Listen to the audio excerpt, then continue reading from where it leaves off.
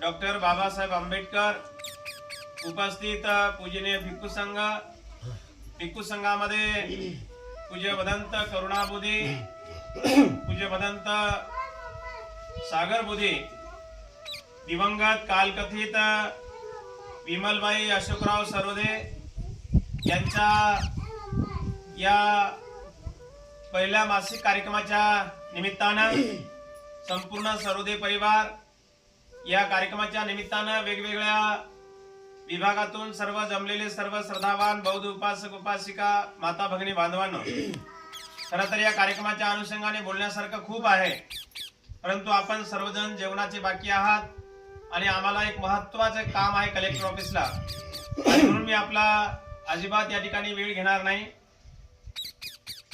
बुद्ध या संपूर्ण जगाला, संपूर्ण अखंड मानव जातीच्या कल्याणासाठी भगवंत एक उपदेश करतात. बुद्ध म्हणतात, अनिच्चावत संखारा उपादवय धम्मिनो उपाजित्वा निरुध्यन्ति तेषां उपशमो सुखो. या एकाच गाथेमध्ये भगवंत या संपूर्ण विश्वाचं रहस्य एका गाथेमध्ये भगवंत सांगतात.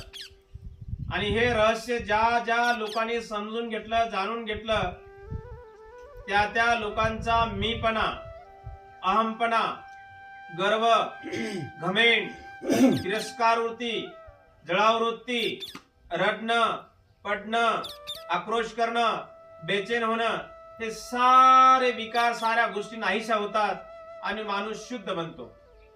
ह्या रहस्य आम्ही समजून नाही घेतल्यामुळं आम्ही अहंकारामध्ये येतो, मीपणामध्ये येतो, एकमेकाबद्दल द्वेष करायला लागतो, आम्ही रडायला लागतो, आम्ही आक्रोश करायला लागतो.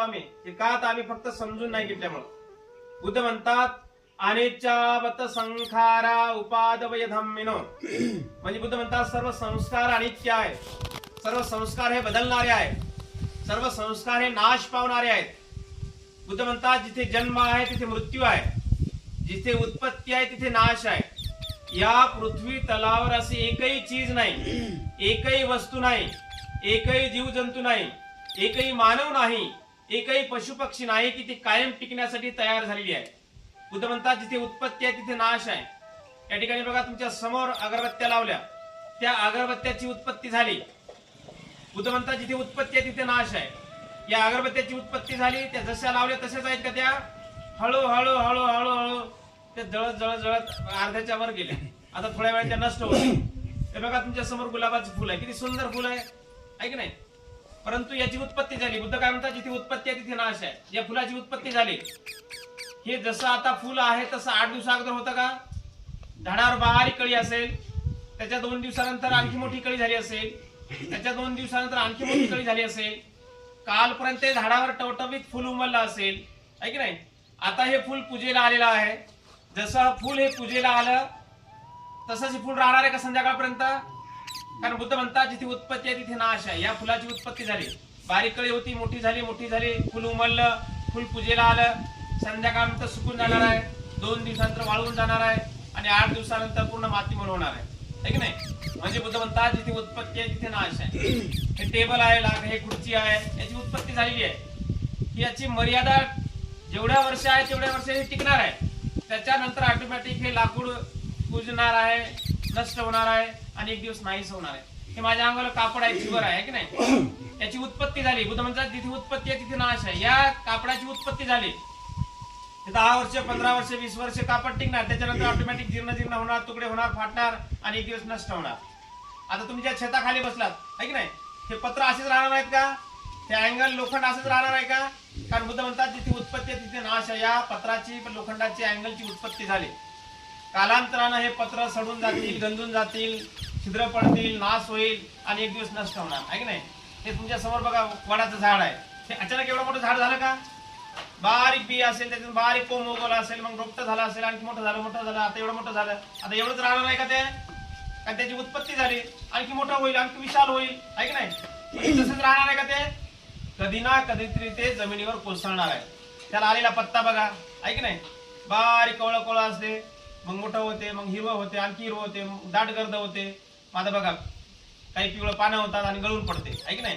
झाडाला आलेलं फळ बारीक फळ असते, मोठं होते खाण्यालायक होते आणि मग ते नष्ट होते, आहे की नाही.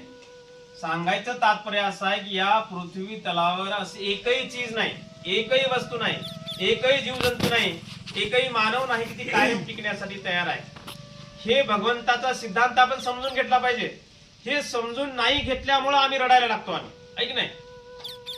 मोठ्यानं लोक रडतात, छाती बुडबुड रडतात, काही काही लोक बयान करू रडतात, आहे की नाही. कारण बुद्ध म्हणतात जिथे जन्म आहे तिथे मृत्यू आहे. विमलबाई सरोदे यांचा या मानवी जीवनामध्ये जन्म झाला. बुद्ध काय म्हणतात, जिथे जन्म आहे तिथे मृत्यू आहे. विमलबाई सरोदे यांचा जन्म झाला, आज त्यांचा मृत्यू झाला आणि मृत्यू होऊन आज 1 महिना झाला.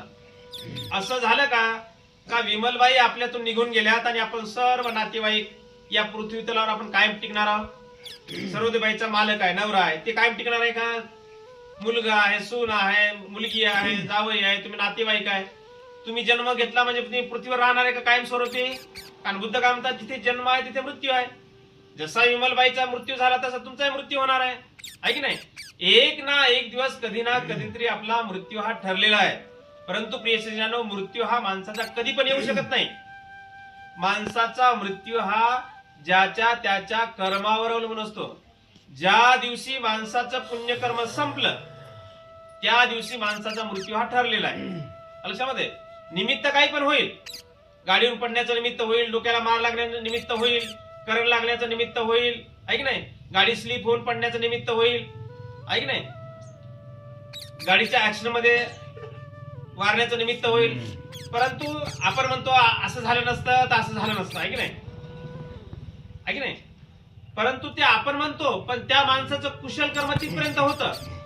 ज्या दिवशी पुण्यकर्म संपलं त्या दिवशी माणसाचा मृत्यू ठरलेला आहे. ज्या दिवशी विमलबाईचं पुण्यकर्म संपलं त्या दिवशी त्यांचा मृत्यू झाला. लक्षामध्ये, जर आईचं आणखी जर काही पुण्यकर्म असतं, कुशल कर्म असतं, तर तो घात झाला नसता, आहे की नाही. आणि म्हणून आपण म्हणतो ना, कुठं कुठं काही काही ठिकाणी काळ आला होता पण वेळ आली नव्हती म्हणतात, आहे की नाही. पण काही काही ठिकाणी काय होतं, काळ बी येतो आणि वेळ बी येतो, आहे की नाही. तसं विमलबाईचा काळ पण आला आणि वेळ पण आला, आईचा मृत्यू झाला, आहे की नाही. आणि म्हणून माणसाच्या सोबत काही येत नाही आपल्या जीवनामध्ये. आता विमलबाईने काय नेलं, घरातलं काहीतरी नेलं, घर बांधलं असेल, घर जसं तसं असेल, घरामध्ये भांडे कुंडे असतील ते तसेच असतील, आहे की नाही. घरात सोनं चांदी काय बांधलेलं असेल तर ते तसंच आहे की नाही. माणसाच्या सोबत काही येतं का, सारं जागच्या जागेवर राहते बघा, आहे की नाही. हे भौतिक धन आपण किती उभं केलं, आहे की नाही. बांधाला बांध लागून 50 एकर जमीन मिळवली काय, मजल्यावर मजला 5 मजली बिल्डिंग बांधली काय, घरामध्ये किती सोनं चांदी हिरे माणिक मोती काही सारं काही ठेवलं काय, आहे की नाही. हे भौतिक धन जागच्या जागेवर राहते. हे भौतिक धन वादळानं नष्ट होऊ शकते, अग्नीने जळून जाऊ शकते, पाण्यानं वाहून जाऊ शकते, चोरी करून घेऊन जाऊ शकतात. याच्यामध्ये भावहिस्से होऊ शकतात, वाटेदार हिस्सेदार होऊ शकतात, मारामारी होऊ शकतात, लक्षामध्ये. परंतु मनुष्यानं केलेलं कुशल कर्म, सत्कर्म, पुण्यकर्म हे कदापि नष्ट होत नाही. भगवंताच्या काळामध्ये सुजाता नावाची भगिनी होऊन गेली. तिनं कुशल कर्म केलं, पुण्यकर्म केलं. काय काम केलं तिनं, खीरदान दिली भगवंताला. आज पण आपल्या जेवणामध्ये खीर बनवली, आहे की नाही. भगवंताला सोन्याच्या पात्रामध्ये सुजातानं भगवंताला खीर दिली. ती सुजाता निघून गेली, बुद्ध निघून गेले, त्या काळाला 2500 वर्ष लोटले, परंतु त्या भगिनीने केलेलं कुशल कर्म आजही इतिहासामध्ये जिवंत आहे. बौद्ध साहित्यामध्ये आम्रपाली नावाची गणिका, जिला नगराची गणिका समजत होते, परंतु तिनं भगवंताला आणि भगवंताच्या 500 भिक्खू संघाला भोजन दान दिलं आणि आपलं स्वतःचं आम्रवन भिक्खू संघाला दान दिलं. आणि म्हणून ती आम्रपाली सुद्धा आज इतिहासामध्ये जिवंत आहे. अनाथ पिंडक बघा, अनाथ पिंडक ज्यांनी सोन्याच्या मोहरा जमिनीवर अंथरून जमीन खरेदी करून भगवंताला जेतवन बुद्ध विहार दान दिलं. भगवंतानी त्या ठिकाणी जवळजवळ 24 वर्षावास संपन्न केले. तो अनाथ पिंडक निघून गेला, बुद्ध निघून गेले, त्या काळाला 2500 वर्ष लोटले, परंतु अनाथ पिंडकाचं नाव आज इतिहासामध्ये जिवंत आहे. आणि म्हणून या लोकांचा आदर्श डोळ्यासमोर ठेवून आपण आपल्या जीवनामध्ये अशा प्रकारचं कुशल कर्म, सत्कर्म, पुण्यकर्म केलं पाहिजे. आपण धम्माच्या कार्याला हातभार लावण्याचं काम केलं पाहिजे. आपण धम्म चळवळीला पुढे नेण्याचं काम केलं पाहिजे. आपण लक्षामध्ये, आमच्या अशोकराव सरोदे रात्रंदिवस धम्म कार्यामध्ये पुढाकार घेतात. मोटरसायकलवर घेऊन पूर्ण तालुक्यामध्ये जिथं कार्यक्रम असेल तिथं जाणं, इथं मावसाळ्याला नेहमी संपर्कामध्ये राहणं. ते जेव्हा जेव्हा धम्माचं काम करत असताना आमच्या विमलबाई सरोदेनी कधी मात्र त्यांना अडथळा नाही घातला. कधी त्यांच्यासोबत वाद नाही, किरकिरी नाही घातली, त्या अशा कधी नाही म्हणल्या काय तुम्ही फिरत राहता, कायला जाता म्हणे तुम्ही मावसाळ्याला, कुठे तालुक्यात एक गाव सुटलं नसेल की ते प्रचारासाठी जात नाहीत म्हणून. वंचितचं काम असेल, बीएसपीचं काम असेल किंवा धार्मिक काम असेल, कुठं मेळावा असेल, कुठं श्रामणी शिबिर असेल, तर या माऊलीनं कधी त्यांच्यावरती बर्डन नाही टाकलं बघा. कधी या माणसाला त्यांनी बंधन नाही टाकलं लक्षामध्ये. आणि म्हणून या आईला मी गेल्या अनेक वर्षापासून डोंगरगावला मी ओळखतोय, हे पूर्ण परिवार ओळखतोय मी, पूर्ण परिवार धार्मिक आहे. सरोदे साहेब नेहमी मोटरसायकलवर, मग खिशात पैसे असो नसो, पोटात भाकर असो नसो, पण धम्माचं काम करण्यासाठी सतत तत्पर असतात. आणि त्या माणसाला मदत सहकार्य विमलबाईंनी केलेलं आहे. आणि याच कुशल कर्म पुण्यकर्म म्हणून त्या आईंच्या अस्थी सुद्धा या पवित्र ठिकाणी विसर्जित झालेल्या आहेत. आणि त्यांचा कार्यक्रम 1 महिन्याचा सुद्धा या ठिकाणी इथे संपन्न होत आहे. त्या कार्यक्रमाला 1 नाही 2 नाही 3 भंतीजी लाभले. माहित आहे 8-8 दिवस 15-15 दिवस तारीख देऊन सुद्धा भंतीजी मिळत नाहीत लक्षामध्ये. परंतु या पवित्र ठिकाणी भंतीजींना भोजनदान देणं, भंतीच्या हाताने वंदना, परित्राण, पूजा पाठ होणं ही काही साधी गोष्ट नाही. कुणालाही पुण्य लाभ होत नाही लक्षामध्ये, कुणालाही पुण्य लाभ होत नाही. आणि म्हणून आपण आपल्या जीवनामध्ये अशा प्रकारचं सत्कर्म, कुशल कर्म, पुण्यकर्म करत राहिला तर जीवनामध्ये हे फलप्राप्ती होत असते. आणि म्हणून आपण आपल्या जीवनामध्ये किती पैसा, सोनं, चांदी हे कमवण्यापेक्षा आपलं आचरण कसं होतं, आपण कसा वागलो आयुष्यामध्ये, किती दिवस जगण्यापेक्षा किती वर्ष जगले त्याच्यापेक्षा कसा जगलात याला महत्व आहे आयुष्यामध्ये. आणि म्हणून आपल्या जीवनामध्ये प्रत्येकाने आपण या कार्यक्रमाच्या निमित्तानं हा एक आदर्श आपण घेतला पाहिजे की सारं हे जागचं जागेवर राहते. आपल्या जीवनामध्ये फक्त आणि फक्त आपण धम्म आचरण करत राहावं, धम्माचं पालन करत राहावं, बाबासाहेबांनी दिलेल्या 22 प्रतिज्ञांचं काटेकोरपणे पालन करत राहावं. बाबासाहेबांनी आपल्याला पवित्र धम्म दिला. एका पावाच्या अर्ध उपाशीपोटी राहून बाबासाहेबांनी एवढा मोठा त्याग केला बघा, आहे की नाही. बाबासाहेबांचे 4 लेकरं गेले, पत्नी गेली, रमाबाई गेली, त्यांच्याकडे लक्ष द्यायला बाबासाहेबांना वेळ नाही भेटला. का नाही वेळ भेटला? केवळ आणि केवळ तुम्हा आम्हा सर्वांना, या बहुजनांना स्वाभिमानाने जीवन जगता यावं म्हणून, ताठमारीने जीवन जगता यावं म्हणून अंशामध्ये आपणा सर्वांसाठी शिक्षणाची दारे बंद होती, शिक्षणाची दारे खुले करून दिली. आणि म्हणून बाबासाहेबांचे आपल्यावर फार मोठे उपकार आहेत. आपण खातो तो घास आणि घेतो तो श्वास, हे जर कोणाची पुण्याई असेल ती फक्त आणि फक्त बाबासाहेबांची पुण्याई आहे. आणि म्हणून त्या बाबासाहेबांच्या त्यागाला, रमाईच्या त्यागाला आपण लक्षामध्ये घेऊन आपण बाबासाहेबांच्या चळवळीला हातभार लावण्याचं काम केलं पाहिजे. आपण बाबासाहेबांच्या चळवळीला पुढे नेण्यासाठी आपण वेळोवेळी हातभार लावला पाहिजे आपण. आणि निश्चित सरोदे साहेब आम्हाला बाबासाहेबांच्या चळवळीमध्ये ते वेळ घालवतात. आपण सुद्धा बाबासाहेबांच्या चळवळीला पुढे नेण्याचं काम केलं, वेळ दिला पाहिजे आपण. आजच्या या कार्यक्रमाच्या अनुषंगाने मी आपला जास्त वेळ न घेता इथेच थांबतोय. या विमलबाई सरोदे यांचे 4 महाभूत आणि 5 उत्पादन स्कंद जिथे कुठे उत्पन्न झाले असतील किंवा उत्पन्न होणारे असतील, त्यांच्या 4 महाभूत आणि 5 उत्पादन स्कंदांना सुगती मिळो लक्षामध्ये. आणि तुम्हा सर्वांच्या या कार्यक्रमाला आलेल्या उपासक उपासिकांच्या जीवनामध्ये सुख, शांती, समाधान, आयुष्य, आरोग्य, संपत्ती, बल प्राप्त होत राहो. तुम्हा सर्वांना दीर्घ आयुष्य लाभो. तुम्हा सर्वांच्या ज्या काही मनोकामना आहेत त्या पौर्णिमेच्या चंद्रमाप्रमाणे परिपूर्ण होत राहो, अशी उदात्त मंगल कामना या ठिकाणी व्यक्त करून मी माझे लांबलेले 2 शब्द या ठिकाणी समाप्त करतोय. मना सर्वांनी साधू साधू साधू. वंदन करा. बुद्धं नमामि, धम्मं नमामि, संघं नमामि.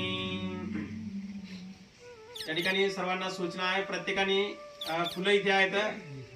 भगवंताला पहिले पुष्पार्पण करायचे, बाबासाहेबांना पुष्पार्पण करायचे आणि या ठिकाणी गुडघ्यावर बसून वंदन करायचं लक्षामध्ये. ज्यांना दान द्यायचं त्यांनी या दानपेटीमध्ये दान टाकायचं, वंदन करायचं.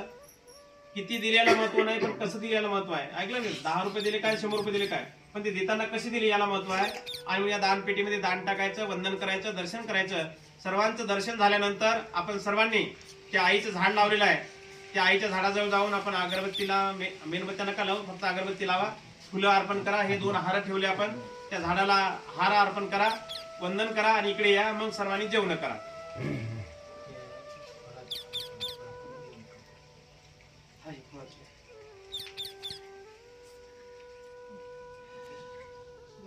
हात लावा, म्हणा म्हणा. इमं भिक्खु संघस्य फलहारं अर्थदानं देमं द्वितीयंपि तृतीयंपि इमं भिक्खुसंघस्य फलहारं अर्थदानं देमं पंतेजी आम्ही आमच्या दीर्घ सुखासाठी पुण्यकर्म म्हणून आमच्या परिवाराकडून कालकथित विमल सरोदे यांच्या स्मरणार्थ भिक्खू संघास फलदान आर्थिक दान देत आहोत। या दानाचा भिक्खू संघाने स्वीकार करावा असे आम्ही दुसऱ्यांदा तिसऱ्यांदा विनंती करतो। दानं ददन्तु सद्दायं शीलं रक्षन्तु सर्वदा भावनाभिरता हन्तु गच्छन्तु देवतागता सबे बुद्धा बलप्रतापच्चकानंच यं बलं करहन्तानंच तेजेन रक्षं वन्दामि सर्वसो बोला साधु साधु साधु। वंदन करा बुद्धं नमामि धम्मं नमामि